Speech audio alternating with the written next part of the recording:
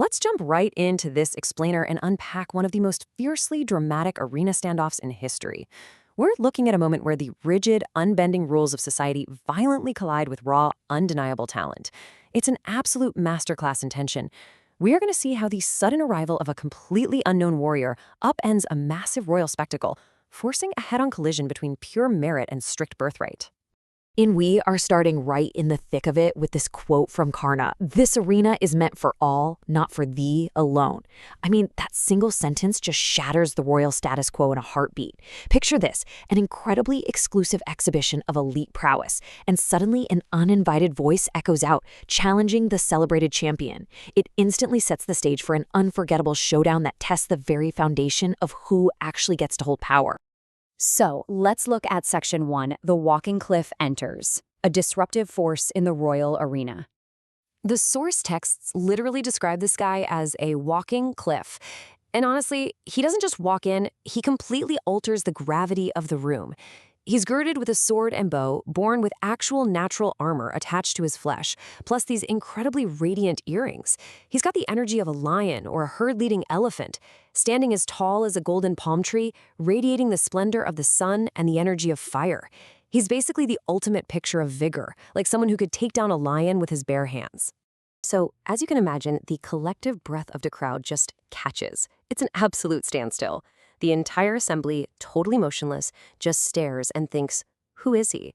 And this unknown warrior casually, almost indifferently, bows to the martial masters Drona and Kripa, and then publicly declares he's going to outdo the royal champion, Arjuna.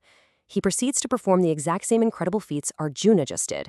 The crowd goes absolutely wild with delight, while Arjuna is just left standing there, instantly filled with abashment and anger.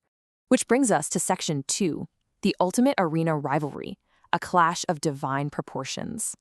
It's amazing because the heavens themselves actually take sides here to mirror the epic, cosmic scale of this rivalry. Both warriors stand ready, bows strong. Above them, the firmament gets totally enveloped in clouds, emitting flashes of lightning as the colored bow of the god Indra appears. Arjuna is deeply hidden under the cover of those storm clouds, but Karna? He stands in stark contrast. He's completely visible, illuminated and surrounded by the brilliant rays of the sun god. The whole assembly instantly divides into factions. Moving to Section 3, a mother's secret agony, the tragic irony of the duel. The dramatic irony in this moment is absolutely suffocating. Up in the stands, Kunti, the royal mother, swoons away. Why? Because only she knows the devastating truth. These two mortal enemies, ready to literally tear each other apart down there, are actually blood brothers. She watches this unfold, completely helpless. Even after being revived by the wise Vidura, she just sits there, paralyzed by fear, entirely unable to stop the impending bloodshed. Section 4. The Question of Lineage, when rules subdue raw power. Now, before the actual clash kicks off, we really have to understand Karna's worldview. To him, what makes a kshatriya, a warrior, is refreshingly simple. He says the kshatriya regardeth might, and might alone. He fully operates on the belief that raw power and skill dictate your worth. He basically demands they speak in arrows, not words. But the problem? The royal court doesn't speak in arrows, it speaks in bureaucracy. Enter Kripa. He's the ultimate institutional gatekeeper here. He acknowledges Arjuna's noble lineage and then just brutally pulls the emergency brake on Karna. He says, sons of kings never fight with men of inglorious lineage. Boom.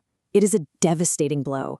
Hearing the strict demand for his royal pedigree, Karna's radiant face instantly drops. He becomes pale, looking like a torn lotus flower battered by the rain. In one single second, his incredible raw might is rendered completely useless by the technicalities of birthright. And that takes us to Section 5, Crowned King of Anga, the political masterstroke. Seeing Karna subdued, not by a better fighter, mind you, but by a rulebook, Duryodhana seizes the moment. He steps up with this totally defiant pivot from traditional law to disruptive action. He declares, if Falguna is unwilling to fight with one who is not a king, I will install Karna as king of Anga. This right here is Duryodhana's tactical genius at work. He doesn't just blindly break the rules, he actually weaponizes them. He points right back to their own scriptures, which state there are 3 distinct classes who can lay claim to royalty: persons of the royal blood, heroes, and those that lead armies. He finds that exact loophole and exploits it flawlessly in front of everyone, proving that a hero of Karna's undeniable caliber has a completely legitimate, scriptural right to be crowned. What follows is this immediate, almost absurdly fast visual spectacle.